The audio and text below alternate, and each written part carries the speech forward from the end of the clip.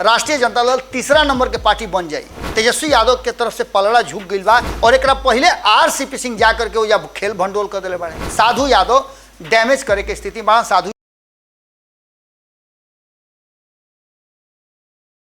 गोड़ला तनी हेरा से अभिनंदन बरुआ लोग के खूंटा ठोक प। आज हम आइल बनी विशेष रूप से रुआ लोग के ये बतावे खातिर कि 2 सीट के जौन आज उपचुनाव में वोटिंग हो रहा बा ओकरा बाद एकर परिणाम भी आई, लेकिन ये वोटिंग से पहले ही ये बात रुआ के बतावे हमारे आइल बनी। एकरा पहले भी रुआ लोग के काल बतौले रही कि कौना तरीका से वो वोटिंग हो रहा बा और केकर जीत केकर हार हुई, और ये वोटिंग के बाद ये चुनाव परिणाम अइला के बाद आखिर चाचा भतीजा के संबंध का रही और ओइजे जौन गोपालगंज में मामला अझुराइल बा वो आखिर काहे अझुराइल बा। रुआ लोग के बार बार बात हम कह रहा बानी कि कौना तरीका से सब कुछ भइला के बाद गोपालगंज में आखिर अंतिम समय में मामला काहे अझुरा गई। ये मामला एक तरफ ना दोनों तरफ से अझुराइल बा और ये कहल एकरा पहले रुआ खुल के कह सकत रही कि भारतीय जनता पार्टी वो लीड ले रहा बा, लेकिन अब के हाली ऐसा बात रुआ ना कह सकीले। ओकरा पीछे कारण बा कि तेजस्वी यादव अपन पूरा ताकत झोंक दिले बड़े। हालांकि एकरा पहले भी रुआ देखले 2020 के चुनाव में भी वो अपन ताकत लगोले रहन, लेकिन वो घड़ी उम्मीदवार कांग्रेस के तरफ से रहन और ओइजा जौन परिणाम आयल रुआ लोग के सामने बा ओइजा मामा बाजी मार गई, कांग्रेस तीसरा नंबर पर चल गई। लेकिन ये सब बात के बाद अब जो नया जो मामला आयल बुढ़ुआ अंतिम समय रुआ लोग वोट देत हो तना घड़ी या अलग अलग जगह रुआ बानी तो रुआ बात के मन में हुई कि गोपालगंज में का हो रहा बा ये जानकारी हमरा मिली। तो गोपालगंज में एक खाली बदलाव के बयार बहावे खातिर तेजस्वी यादव वोट मांगता रहे और ये वोट में वो ऐसा काम करता रहे कि जना से ले करके चुनाव के घोषणा से ठीक पहले जा करके वही कई गो योजना के उद्घाटन कैले रहन और राशि भी आवंटित करे के बाद कहले रहन। इहे ना वो यहाँ तक ले कहले कि हमरा मौका मिली तो हम गोपालगंज के सूरत बदल देव, कारण कि हमार माता और पिता के ई जन्मस्थली रहल बा। ये बात के लेकर के जहाँ एक तरफ गोपालगंज में निर्णायक वोट देवे जा रहल बाड़ी जो गोपालगंज के जनता बाड़ी, उनका साथ साथ जौन आंकड़ा के जौन खेल बा वो आंकड़ा के खेल में कहीं ना कहीं तेजस्वी यादव और भारतीय जनता पार्टी अब के हाली दोनों एक पलड़ा पर आगे खड़ा हो गई बा। हालांकि एकरा में असर तब और ज़्यादा बढ़ जाई, कहल जा सकत रहे कि तेजस्वी यादव के तरफ से पलड़ा झुक गई बा ऐसे कि नीतीश कुमार उनका साथे आ गई बड़े और नीतीश कुमार के जौन वोटर बाड़े वो निर्णायक भूमिका में रही हैं। लेकिन ऐसा भइल ना, उल्टे एकरा ठीक उल्टा भारतीय जनता पार्टी अंतिम समय में जो अंतिम ओवर में खेल खेलल वो खेल काफ़ी चर्चा में बा। वो खेल रहे चिराग पासवान के अंतिम समय में ले आकर के और गोपालगंज में चुनाव प्रचार करवाना और एक साथ साथ नीतीश कुमार के नाकामी उनकर 17 साल के शासन के पूरा उठकेर देना। लगातार हुआ देखा था नहीं चिराग पासवान कौना तरीका से काम कर रहा बाड़े और लगातार नीतीश कुमार के 17 साल के नाकामी के दिखावे कोशिश कर रहा बाड़े। युवा के बात उठावता रहे, हालांकि युवा के बात तो तेजस्वी यादव उठावत रहन, दवाई कमाई पढ़ाई रोजगार एक सब के बात करत रहन। अब सत्ता में वो आ गई बाड़न नीतीश कुमार के साथ, लेकिन उनकर फ्री हैंड नहीं खे। नीतीश कुमार कुंडली मार करके सरकार में बैठल बाड़न और नीतीश कुमार के बिना इजाजत के एगो पत्ता भी ना हिली। रुआ देखबे कहीं कि काकुल भाई नीतीश कुमार के आदेश पर नीतीश कुमार के साथे कॉम्बिनेशन ना बनौला के चलते, सामंजस्य ना स्थापित कैला के चलते राष्ट्रीय जनता दल के दू गो मंत्री के इस्तीफा देवे के पड़ल। खैर ये तो बात अलग बात, लेकिन अब जब नया तरीका से फिर से उपचुनाव हो रहा बा और एकरा में तेजस्वी यादव आपन खास उम्मीदवार उतरले वाले, एकरा में बहुत सारा पेंच अझुरा दिले बड़े और भारतीय जनता पार्टी खातिर मुश्किल पैदा कर दिले बड़े। हालांकि भारतीय जनता पार्टी के एगो फायदा जरूर नजर आवता कि भारतीय जनता पार्टी के जो उम्मीदवार बाड़ी उनकर पति के जगह पर उनका के टिकट दिहल गई बा, चूँकि सुभाष सिंह के इंतकाल हो गई रहे और यही चलते हो उपचुनाव हो रहा बा। यही चलते कहल जा रहा बा कि कुसुम देवी के उनका सहानुभूति वोट मिल सकेला। एक साथ साथ वो जौन समाज से आवता राजपूत समाज ओकर वोट उजा 50,000 के आसपास बा, जौन की निर्णायक भूमिका में बा और खास करके जौन राजपूत समाज बा वो हाल फिलहाल में काफ़ी नाराज चलत हुए नीतीश कुमार से और महागठबंधन से। हालांकि एक पहले वालों के वोटिंग से ठीक एक दिन पहले एगो खबर आयल आनंद मोहन के रिहाई वाला, ओकरा के लेकर के बहुत सारा बात कहल जा रहा बा कि ई गेम प्लान हुए, गेम प्लान के तहत ही सब कुछ हो रहा बा। हालांकि ई अदालती मामला बा, लेकिन कहल जा रहा बा कि एक फायदा तेजस्वी यादव के मिल सकेला।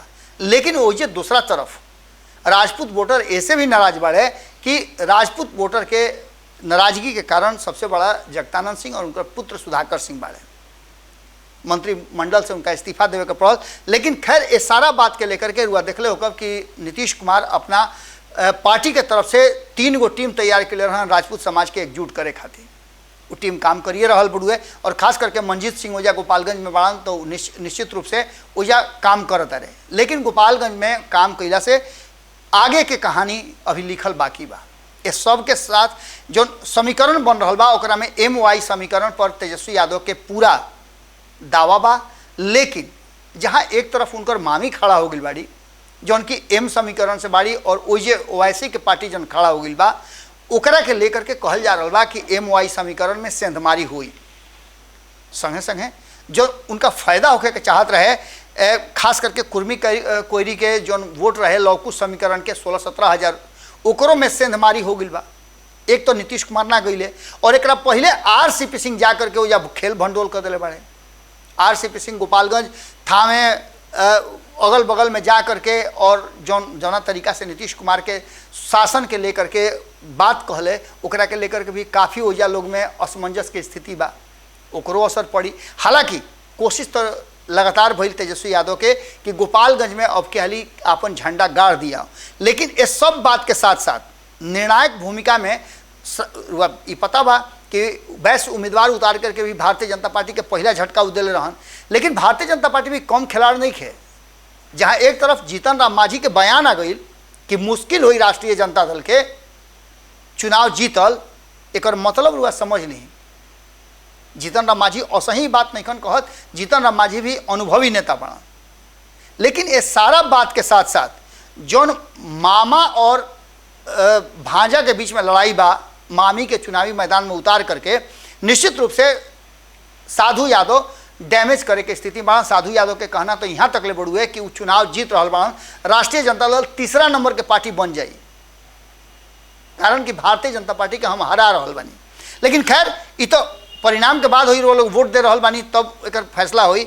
लेकिन सबसे बड़ा फैसला ई बा कि जहाँ राष्ट्रीय जनता दल के सहानुभूति वोट पर पिछड़ सकेला, ओइजे अगर देखा जाओ तो भारतीय जनता पार्टी खास करके जो वोटर बाड़े उनका नाराजगी के दंश झेल सकेला।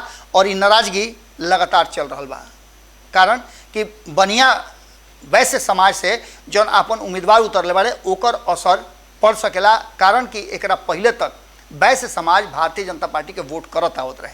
लेकिन अब के तेजस्वी यादव दाव खेल रहे, ओकरा के लेकर के तेजस्वी यादव के एजा एक स्टेप आगे जरूर बढ़े। वही अगर बात करी तो लालू प्रसाद के जो पैतृक और लालू और राबड़ी के पैतृक स्थान बढ़ुए ओकर भी असर पड़ सकेला, जना में भारतीय जनता पार्टी थोड़ा सा बैकफुट पर नजर आ सकेला, कारण कि तेजस्वी यादव बार बार सिंपैथी लेवे की कोशिश करता रहे कि उनका माता पिता के गृह जिला है जना से के बनावे खातिर, सुधारे खातिर, ओकरा के बेहतर बनावे खातिर उनका एगो मौका चाहिए। एक साथ साथ सबसे बड़ा चीज़ कि सवर्ण वोटर जो बाड़े एजा निर्णायक भूमिका में बाड़े और ख़ास करके राजपूत समाज एजा सबसे अधिक 50,000 के आसपास संख्या में बा, जौन की निर्णायक वोटर होला। और पिछला हाल इस लोग के पता बा कि सुभाष सिंह के 77,000 के आसपास वोट आई रहे। एक सीधा सा मतलब उड़ो कि राजपूत समाज कौना करवट बैठी। तो निश्चित रूप से जैसे वैसे उम्मीदवार उतार करके जौन की करीब 47,000 के आसपास जो वोटर बाड़े यादव, एक अलावे मुस्लिम वोटर 65,000 बाड़े। ये दोनों के वोट में अगर सेंधमारी ना हुई तो तेजस्वी यादव के एक स्टेप आगे रही हैं। वो ये वैसे वोटर अगर ना डिवाइड हुई हैं तो तेजस्वी यादव के यह जीत हो सकेला। लेकिन दूसरा तरफ राजपूत 50,000 और अन्य सवर्ण मिला करके लगभग भूमिहार 10,000 बाड़े। ब्राह्मण के संख्या भी करीब 4,000 के आसपास बा। माफ़ करब 40,000 के आसपास, 35 से 40,000 के बीच में बा। तो इस सारा वोट अगर एक जगह शिफ्ट हो जाता, सवर्ण वोट एक जगह शिफ्ट हो जाता, और वैसे वोटर में भारतीय जनता पार्टी की जैसन कि वो अपना कोर वोटर मानेला, अगर वो अपना तरफ घींच ली तो तेजस्वी यादव के कड़ा टक्कर दिहल जा सकेला। आखिर जो जीतन राम मांझी बाड़े वो कौना आधार पर बात कहले कि तेजस्वी यादव के मुश्किल हुई, इहो कारण देखे वाला हुई। लेकिन इतना बात वो मान के चली कि कहीं ना कहीं गोपालगंज में भारतीय जनता पार्टी के मामला अझुराइल जरूर बढ़ुए। हालांकि मामला बहुत बेहतर तेजस्वी यादव के भी नहीं खे, कारण कि वोटर के चुप्पी बहुत कुछ कह रहा बा। वोटिंग हो रहा बा और ये वोटिंग के बाद जब परिणाम आई तब पता चली। हालांकि एक पहले रुआ लोग बताया तनी कि जब आज वोट खत्म हो जाए तो शाम में रुआ भारत लाइव जरूर देखब, कारण कि भारत लाइव पर सत्य शोध आई जौन की पूरा आंकड़ा रुआ के बताई कि केकर कहाँ से जीत हो रहा बड़ुए और यह जीत के कारण का बा, कहाँ वोटर टर्नओवर कैले और कहाँ वोटर धोखा दिले अपना जो लगातार उनकर जो वेस्ट वोट रहे ओहिजा कौना पार्टी के धोखा मिलल और कौना पार्टी के स्टेप 2 स्टेप आगे भइल। ई रुआ के आज शाम में सत्य शोध में रुआ लोग के भारत लाइव पर खुद हम मौजूद रहब और एक साथ साथ और भी लोग एक में मौजूद रही और पूरा वोटिंग के ट्रेंड का रहे, पूरा वोटिंग के पैटर्न और रुआ लोग जो वोट देनी ओकरा आधार पर रुआ लोग बाहर निकल के जो बात कहनी ओकरा आधार पर हमनी के टीम लागल बा। वो सारा आंकड़ा जुटा करके रुआ लोग से बात करब जा। खुटा ठोक में रुआ लोग से ये विदा लेता नहीं, एक साथ साथ रुआ पता नहीं कि पार्ट 1 रहा गोपालगंज खातिर, पार्ट 2 मोकामा वाला भी आजे रुआ लोग के दिखाई और दोपहर में रुआ लोग 4 बजे जरूर देखब सब है। खूटा ठोक पर पार्ट 2 जना में मोकामा के हम खबर ले आई कि मोकामा में आखिर का समीकरण बनता और मोकामा में जीत हार के आंकड़ा का हुई। हालांकि एहिजा लड़ाई त्रिकोणीय बा, लेकिन ओहिजा सीधा सीधा लड़ाई बा और सीधा लड़ाई में के एक स्टेप आगे बा। भारतीय जनता पार्टी पहला हाली जो चुनाव लड़ रहा बा उ बा कि लगातार जीतत आ रहल अनंत सिंह के पत्नी नीलम देवी के ओहिजा एक स्टेप आगे बाड़ी। जुड़ो रही सब है, गोड़ लागत नहीं।